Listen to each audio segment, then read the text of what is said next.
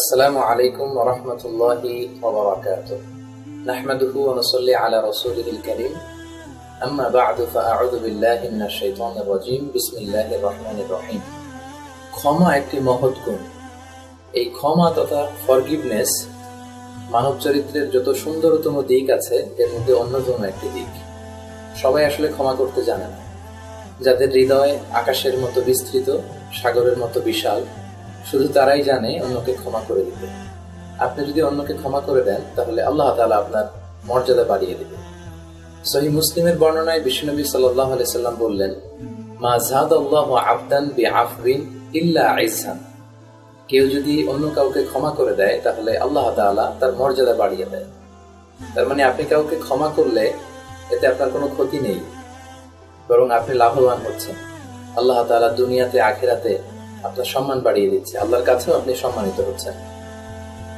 পাশাপাশি আল্লাহর কাছে ক্ষমা পেতে হলে নিজেকে ক্ষমাশীল হতে হয়। আমরা অনেকে আমাদের কৃত পাপ কর্মের ব্যাপারে আল্লাহর কাছে ক্ষমা চাই এবং আমরা চাই যে আল্লাহ আমাদেরকে ক্ষমা করে দিক, কিন্তু আমরা নিজেরা নিজেদেরকে ক্ষমা করতে চাই না। এটা কিন্তু ঠিক না। সূরাতুত তাগাবুনের 14 নম্বর আয়াতে আল্লাহ বললেন, ওয়া ইন তা'ফু ওয়া তাসফাহু ওয়া তাগফিরু ফাইন্নাল্লাহা গফুরুর রহিম। যদি তোমরা সহনশীল হও, যদি তোমরা ক্ষমাশীল হও, তাহলে জেনে রেখো আল্লাহ ক্ষমাশীল। এজন্য নিজেরা যদি নিজেদেরকে আমরা ক্ষমা করতে শিখি, শুধুমাত্র তবেই আল্লাহ তাআলা আমাদেরকে ক্ষমা করবেন।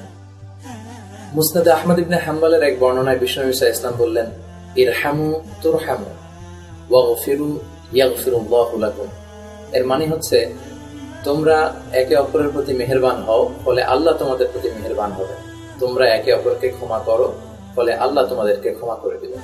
কদরের রাত্রিতে বিশ্বনবী সাল্লাল্লাহু আলাইহি ওয়াসাল্লাম মা আয়েশাকে একটি স্পেশাল দোয়া করতে বলেছিলেন। দোয়াটি হচ্ছে, আল্লাহুম্মা ইন্নাকা আফুউন তুহিব্বুল আফওয়া ফাআফু আন্নি। এর মানে হচ্ছে, হে আল্লাহ, আপনি ক্ষমাশীল, আপনি ক্ষমা করাকে পছন্দ করেন, আপনি আমাকে ক্ষমা করে দেন। এজন্য আল্লাহ তাআলা ক্ষমা করাকে পছন্দ করেন, ক্ষমা করে দিতে পছন্দ করেন, এবং কেউ যদি অন্যকে ক্ষমা করে দেয় তাকেও আল্লাহ তাআলা খুব বেশি পছন্দ করেন। আমরা যদি বিশ্বনবী সাল্লাল্লাহু আলাইহি ওয়াসাল্লামের পুরো জীবনের দিকে যদি আমরা তাকাই, তার বায়োগ্রাফি যদি আমরা স্ক্যান করি, তাহলে দেখব বিশ্বনবী সাল্লাল্লাহু আলাইহি ওয়াসাল্লাম ছিলেন ক্ষমার মূর্ত প্রতীক। নানা সময়ে নানা প্রেক্ষাপটে বিশ্বনবী সাল্লাল্লাহু আলাইহি ওয়াসাল্লাম কাফির মুশরিকদের দ্বারা অত্যাচারিত হয়েছেন, নির্যাতিত হয়েছেন, কিন্তু তিনি এগুলো মনে না রেখে তাদেরকে অবলীলায় ক্ষমা করে দিয়েছিলেন। বিশ্বনবী সাল্লাল্লাহু আলাইহি ওয়াসাল্লাম যখন মক্কায় সালাত আদায় করতেন, তিনি যখন রুকুতে যেতেন কিংবা সিজদায় যেতেন, তার বংশের লোকেরা, কুরাইশের লোকেরা কিংবা কাফির মুশরিকেরা বিশ্বনবী যখন রুকুতে থাকতেন, তার পিঠের উপরে, তার কাঁধের উপরে উটের পচা নাড়ি ভুঁড়ি চাপিয়ে দিত। বিষ্ণু সাল্লাল্লাহু আলাইহি ওয়াসাল্লাম এগুলো সরিয়ে তিনি সালাত আদায় করতেন। এরপরে তিনি কারো বিরুদ্ধে কোনো বিচার তিনি দাবি করেননি বা মনের মধ্যে কোনো ক্ষোভ রাখেননি। যারাই এমনটি করেছে বিষ্ণু সাল্লাল্লাহু আলাইহি ওয়াসাল্লাম তাদেরকে ক্ষমা করে দিয়েছেন। মক্কা থেকে তায়েফ প্রায় 80 কিলোমিটার দূরে। বিষ্ণু সাল্লাল্লাহু আলাইহি ওয়াসাল্লাম মক্কার মরুভূমি পাড়ি দিয়ে, পাহাড় পর্বত পাড়ি দিয়ে তায়েফে গিয়েছিলেন শুধুমাত্র কেবলমাত্র তাদের কাছে হকের দাওয়াত দেওয়ার জন্য। কিন্তু তার বিপরীতে তায়েফের লোকেরা বিষ্ণু সাল্লাল্লাহু আলাইহি ওয়াসাল্লামের দাওয়াতকে প্রত্যাখ্যান করে তার উপর অত্যাচার করেছিল, এবং সেটা ছিল নির্মম অত্যাচার। তাকে রক্তাক্ত করা হয়েছে, তিনটি জায়গায় তাকে আহত করা হয়েছে। বিশ্বনবীর সারা দেহ বেয়ে রক্ত ঝরেছে। হামালাতুল জিবাল, পাহাড়পর্বতী ফেরেশতারা এসে বিষ্ণু সাল্লাল্লাহু আলাইহি ওয়াসাল্লামের কাছে বলেছিল, ইয়া রাসূলুল্লাহ, আপনি শুধু অর্ডার করেন, আমরা দুই পাশের গিরিপথ আর পাহাড়গুলোকে চাপা দিয়ে পুরো তায়েফের জনপদকে ধূলিসাৎ করে দিই। কিন্তু বিষ্ণু সাল্লাল্লাহু আলাইহি ওয়াসাল্লাম বললেন, না, তাদেরকে যদি মেরে ফেলা হয় তাহলে আমি কার কাছে দাওয়াত পৌঁছাবো? তারা হয়তো ঈমান আনেনি, কিন্তু তাদের নিউ জেনারেশন, তাদের যে আপকামিং জেনারেশন আছে, তারা হয়তো কালিমা পড়ে মুসলমান হয়ে ঈমান আনবে। আমি তায়েফবাসীদেরকে ক্ষমা করে দিলাম। এভাবে বিষ্ণু সাল্লাল্লাহু আলাইহি ওয়াসাল্লাম বিভিন্ন প্রেক্ষাপটে তার শত্রুদেরকে ক্ষমা করে দিতেন। সবশেষে বিষ্ণু সাল্লাল্লাহু আলাইহি ওয়াসাল্লাম তার জন্মভূমি, তার মাতৃভূমি ছেড়ে মদিনাতে মাইগ্রেট করতে, হিজরত করতে বাধ্য হলেন। 10 বছর যখন তিনি মদিনায় অবস্থান করলেন এবং বিষ্ণুবীর যখন একটা শক্তিশালী অবস্থা তৈরি হলো, বিষ্ণু সাল্লাল্লাহু আলাইহি ওয়াসাল্লাম মক্কা বিজয় করলেন। আল্লাহ তাকে মক্কা বিজয় করার তৌফিক দিলেন, মক্কা বিজিত হলো। বিষ্ণু সাল্লাল্লাহু আলাইহি ওয়াসাল্লাম মক্কায় যখন আগমন করলেন, তখন মক্কা জয়লাভ করে তিনি মক্কাতে জেনোসাইড করেননি, হত্যাযজ্ঞ চালাননি, গণহত্যা চালাননি। তিনি তখনও মক্কাবাসীদের সব অত্যাচার অনাচার ভুলে গিয়ে মক্কাবাসীদেরকে তিনি ক্ষমা করে দিয়েছেন। ইতিহাসে এই বিজয়টাকে ফাতহে মক্কা বা মক্কা বিজয় নামে খুব বেশি পরিচিত। বিষ্ণু ইসলাম মক্কাবাসীদের দিকে উদ্দেশ্য করে বললেন, লা তাসরিবা আলাইকুমুল ইয়াউম ইযহাবু ফাআনতুমুত তুলাকা। তোমাদের উপর আজকে আমার প্রতিশোধ নেওয়ার কোনো মানসিকতা নেই, কোনো ক্ষোভ নেই, কোনো রাগ নেই, তোমরা চলে যেতে পারো, তোমাদেরকে আমি মুক্ত করে দিলাম। কতটা বিশাল মনের অধিকারী হলে, কতটা বড় মনের অধিকারী হলে, কতটা চমৎকার পার্সোনালিটি হলে, ব্যক্তিত্ব হলে একজন মানুষ এত অত্যাচার অনাচার সহ্য করার পরেও অবলীলায় শত্রুদেরকে ক্ষমা করে দিতে পারেন। মক্কা বিজয়ের এই ক্ষমার ঘোষণাটি গোটা বিশ্বকে তাক লাগিয়ে দিয়েছে। বিশেষ করে নন মুসলিম হিস্ট্রিয়ান যারা আছে তারা বিশ্বনবীর এই ক্ষমার ঘোষণাতে অবাক হয়েছে এবং তারা বলতে বাধ্য হয়েছে এক পর্যায়ে যে, in the long history of the world there is no instance of magnanimity and forgiveness which was shown by Muhammad when all of his enemies laid under his feet and he forgave them one and all. অর্থাৎ গোটা বিশ্ব ইতিহাসে ক্ষমার এরকম নমুনা কেউ দেখাতে পারেনি যেটা দেখিয়েছে মুহাম্মদ, যখন তার সব শত্রুরা তার পায়ের কাছে পড়ে আছে আর ওই সময় তিনি প্রতিশোধ নেওয়ার ক্ষমতা রাখা সত্ত্বেও সবাইকে ক্ষমা করে দিয়েছে। প্রিয় সুধী, প্রকৃত ক্ষমা তো সেটা যখন আপনার প্রতিশোধ নেওয়ার ক্ষমতা আছে, যখন আপনি শাস্তি দেওয়ার ক্ষমতা রাখেন, তখন আপনি শাস্তি না দিয়ে, প্রতিশোধ না দিয়ে যদি ক্ষমা করে দেন, সেটাই হচ্ছে আসল ক্ষমা। আর বিষ্ণু ইসলাম এরকম চমৎকার ক্ষমার উপমা তিনি গোটা বিশ্ববাসীর জন্য স্থাপন করেছেন। কিন্তু আমাদের সবচেয়ে বড় সমস্যা হলো আমরা মানুষকে ক্ষমা করতে চাই না, আমরা আমাদের রাগকে কন্ট্রোল করতে পারি না, বরং আমরা রাগের বিপরীতে রিঅ্যাক্ট করতে চাই, আমরা রাগের ঝাল মেটাতে চাই।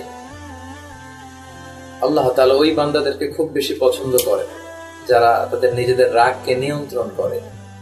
সূরা আলে ইমরানের 134 নম্বর আয়াতে আল্লাহ বলছেন, ওয়াল কাযিমিনাল গায়যা ওয়াল আফিনা আনিন নাস আল্লাহু ইউহিব্বুল মুহসিনিন। আল্লাহ ওই বান্দাকে খুব পছন্দ করে যারা রাগকে হজম করতে পারে। আমরা রাগ হজম করতে পারি না, আমরা রাগ ঝাড়তে চাই, আমরা রাগের ঝাল মেটাতে চাই। কিন্তু যখনই আপনি নিজের রাগের উপর একটা নিয়ন্ত্রণ আনতে পারবেন, অন্যকে ক্ষমা করে দিতে পারবেন, তখনই আপনি মুহসিন বান্দাদের মতো ক্ষমাশীল হতে পারবেন এবং মুহসিনদের অন্তর্ভুক্ত হতে পারবেন। আল্লাহ তাদেরকেই পছন্দ করে যারা সব সময় ক্ষমা করে দেয়। সম্মানিত সুধী, রাগ, ক্ষোভ এবং হিংসা এগুলো মানুষের ভেতরটাকে নষ্ট করে দেয়, ভেতরটাকে কালো করে দেয়। এজন্য রাগ, ক্ষোভ, হিংসাকে যদি আমরা ছেড়ে ফেলতে পারি, তাহলেই আমরা অনন্য মানুষ হয়ে উঠবো একজন সমর্পিত বান্দায়। এই রাগ ক্ষোভগুলোকে যদি আমরা আমাদের ভেতরে পেলে পুষে বড় করতে থাকি, তাহলে এগুলো আমাদের ক্ষতির কারণ হয়ে দাঁড়াবে, এগুলো আমাদেরকে ভালো কাজ করতে দিবে না এবং ধীরে ধীরে এই ক্ষোভ, এই রাগ, এই হিংসা, এই প্রতিশোধ নেওয়ার মানসিকতা ভেতর থেকে আপনাকে জ্বালিয়ে শেষ করে দিবে। আপনি কোনো সমাজ কল্যাণমূলক কাজে, স্রষ্টার কল্যাণে, মানবতার কল্যাণে কোনো কাজে আপনি নিমগ্ন হতে পারবেন না। আর যখনই আপনি খুব রাগ হিংসাগুলোকে ছেড়ে ফেলে দিয়ে এগুলো ভুলে যে সবাইকে ক্ষমা করতে শিখবেন, তখনই আপনি অনন্য মানুষে রূপান্তরিত হবেন, তখনই আপনি সমর্পিত বান্দায় রূপান্তরিত হবেন। আমরা অনেক সময় অতীতকে ভুলতে পারি না, অতীতকে আমরা লালন করে বেড়াই। আপনি যদি সবসময় অতীত মনে রাখেন, আপনি ভবিষ্যতের দিকে যেতে পারবেন না। অতীতে হয়তো কারোর সাথে আপনার কোনো তিক্ত অভিজ্ঞতা রয়েছে, কেউ হয়তো আপনার মনে কষ্ট দিয়েছে, কটু কথা বলেছে বা আপনার উপর অত্যাচার করেছে। আপনি যদি এই ক্ষোভ, এই রাগ, এই হিংসা আর প্রতিশোধ নেওয়ার দাবানল বা আকাঙ্ক্ষা মনের মধ্যে জাগিয়ে রাখেন, এটা আস্তে আস্তে আপনার হৃদয়টাকে ধ্বংস করে দিবে, এটা আপনাকে তাড়া করে বেড়াবে। আপনি ভবিষ্যতে যেতে পারবেন না, আপনি আপনার চমৎকার কাজগুলোতে ফোকাস করতে পারবেন না, কনসেন্ট্রেট করতে পারবেন না। এজন্য অতীতের এই তিক্ত অভিজ্ঞতাগুলোকে ভুলে গিয়ে আপনি যদি ক্ষমা করতে শিখেন, তাহলে একটা ইনার কুল আপনি ভিতরে অনুভব করবেন, একটা স্বস্তি, একটা প্রশান্তি আপনি লাভ করতে পারবেন। স্ট্যামফোর্ড ইউনিভার্সিটির একজন প্রফেসর ফ্রেডরিক লাস্কিন, উনি 259 জন ব্যক্তির উপর একটা জরিপ চালিয়েছিল এবং সে জরিপে তিনি দেখেছেন এই 259 জন ব্যক্তির মধ্যে থেকে যারা বেশি ক্ষমাশীল ছিল, যারা মানুষকে বেশি ক্ষমা করে দিতে পারত, খুব বেশি ইজি গোয়িং ছিল, তারা মানসিকভাবে খুব বেশি স্বস্তি ফিল করেছে, তাদের মানসিক সমস্যা খুবই কম ছিল। বোস্টনের ম্যাসাচুসেট জেনারেল হসপিটালের একজন মনোবিজ্ঞানী হার্বার্ট বানসন, একজন খুব বড় মাপের ফিজিশিয়ান, তার কথা আমরা শুনি। তিনিও তার এক গবেষণায় একটা রিসার্চ করে তার রিসার্চ ফাইন্ডিংসে তিনি সেখানে উল্লেখ করেছেন যে যারা তাদের হৃদয়ের ভিতরে ক্ষোভ, হিংসা, অহংকার এবং প্রতিশোধ নেওয়ার মানসিকতা পোষণ করে রাখে, তাদের স্ট্রোক হওয়ার সম্ভাবনা খুব বেশি, তাদের হার্ট অ্যাটাক করার সম্ভাবনা খুব বেশি, এবং তারা মানসিক একটা স্ট্রেসের মধ্যে দিয়ে অল দ্য টাইম লং তারা সময় কাটায়। এজন্য আপনি আপনার অন্তরের ক্ষোভগুলো যদি ছেড়ে ফেলতে পারেন, অতীতের কষ্টগুলো ভুলে যেয়ে আপনি সবাইকে যদি ক্ষমা করে দিতে পারেন, তাহলে আপনি মনোদৈহিক প্রশান্তি অর্জন করতে পারবেন। আর এই মনোদৈহিক প্রশান্তি আল্লাহ তাআলার দেয়া সবচেয়ে বড় ধরনের নেয়ামত। আপনার অন্তরে যদি প্রশান্তি না থাকে, আপনি যদি স্বস্তি ফিল না করেন, তাহলে কোনো কিছুতেই আসলে আপনি ভালো ফিল করবেন না। তাই আসুন আমরা ক্ষমা করতে শিখি এবং এই প্রশান্তি অর্জন করি। সম্মানিত সুধী, শেষ করতে চাই একটি গল্প দিয়ে, হাদিস থেকে নেয়া একটি গল্প। মুসনাদে আহমদের বর্ণনায় এসেছে, বিশ্বনবী সাল্লাল্লাহু আলাইহি ওয়াসাল্লাম সাহাবাদেরকে নিয়ে একবার বসেছিলেন। হঠাৎ করে বিশ্বনবী বললেন, ঠিক এই মুহূর্তে এমন একজন সাহাবী তোমাদের কাছে আগমন করবে যে জান্নাতি। সব সাহাবারা তো অবাক, কে হবে সেই সৌভাগ্যবান সাহাবা? কেউ ভেবেছিল হয়তো আবু বকর আসবে, কেউ ভেবেছে হয়তো ওমর আসবে, কিন্তু সবার ধারণাকে নস্যাৎ করে দিয়ে একজন সাধারণ আনসারী সাহাবী তখন আগমন করবে। সবাই হতবাক হলো। তারপরের দিনও ঠিকই একই ঘটনার পুনরাবৃত্তি। বিষ্ণু ইসলাম আবার সাহাবাদের সামনে বললেন যে এখন একজন সাহাবী এসে তোমাদের সামনে বসবে, সেই সাহাবী জান্নাতি। ওই দিনও সেই আনসারী সাহাবী আগমন করলো। তৃতীয় দিনও একই ঘটনা ঘটলো। বিষ্ণু বললেন একজন সাহাবী এখন আসবে, যে সাহাবী জান্নাতে যাবে। তৃতীয় দিনও সে আনসারী সাহাবী আগমন করলো। সব সাহাবারা হতবাক হলো। আব্দুল্লাহ ইবনে আমর ইবনে আস তিনি খুব বেশি হতবাক হলেন। তিনি মনে মনে ভাবলেন, কি আছে ওই সাহাবীর মধ্যে, কি এমন বিশেষ গুণ আছে, স্পেশাল কোয়ালিটি তার মধ্যে আছে, যে কারণে বিষ্ণু ইসলাম তাকে জান্নাতি বলে সার্টিফাই করেছে। তো ওই ঘটনার পরে আব্দুল্লাহ ইবনে আমর ইবনে আস ওই আনসারী সাহাবীর বাড়িতে একদিন গেলেন এবং যে বললেন, প্রিয় ভাই, আমার বাসায় কিছু সমস্যা চলছে, তাই আমি চাই তোমার বাড়িতে 3 দিন মেহমান হয়ে অবস্থান করতে, যদি তুমি রাজি হও। আনসারী সাহাবী বললেন, অবশ্যই, কেন নয়, আহলান ওয়া সাহলান, এ তো আমার সৌভাগ্য। তো আব্দুল্লাহ ইবনে আমর ইবনে আস 3 দিন ওই আনসারী সাহাবীর বাড়িতে অবস্থান করলেন এবং খুবই তীক্ষ্ণ দৃষ্টি তিনি রাখলেন এবং খেয়াল করতে লাগলেন যে কি ভার্চু তার মধ্যে আছে, কি স্পেশাল কোয়ালিটি আছে, কি আমল সে করে, যে আমলের বদৌলতে বিষ্ণুনবী 3বার তাকে জান্নাতি বলে সার্টিফাই করেছে। কিন্তু তিনি দেখতে পেলেন না, অ্যাজ ইউজুয়াল নামাজের সময় তিনি নামাজ পড়েন, রাতে ঘুমিয়ে যান, ফজরের আগে উঠে ফজরের নামাজ পড়েন, কোনো বিশেষ গুণ তিনি দেখতে পেলেন না, বিশেষ সৎকর্ম তিনি দেখতে পেলেন না। অবশেষে 3 দিন অতিবাহিত করে তিনি যখন বিদায় নেবেন, আনসারী সাহাবীর কাছে বললেন, আসলে প্রিয় ভাই, আমার বাড়িতে থাকার কোনো সমস্যা নেই, আমি একটি বিশেষ উদ্দেশ্য নিয়ে তোমার বাড়িতে এসেছি। বিশ্বনবী 3বার 3টি মাজলিসে তোমাকে জান্নাতি বলে ঘোষণা করেছে। আমি জানতে এসেছি যে এমন কি বিশেষ আমল তুমি করো, যে আমলের কারণে আল্লাহ তাআলা তোমাকে জান্নাতি হিসেবে কবুল করেছে। তুমি যদি আমাকে একটু বলতে যে কি সৎকর্ম তুমি করো যে কারণে তুমি জান্নাতি। আনসারী সাহাবী বলল, আমার আসলে তেমন স্পেশাল কোনো সৎকর্ম নেই, কোনো বিশেষ আমল আমি করি না যে কারণে আমি এত সম্মানিত হব। তবে হ্যাঁ, একটি কাজ আমি করি, সেটি হচ্ছে আমি যখন রাতে বিছানায় ঘুমোতে যাই, আমি সবাইকে ক্ষমা করে তারপরে ঘুমোতে যাই।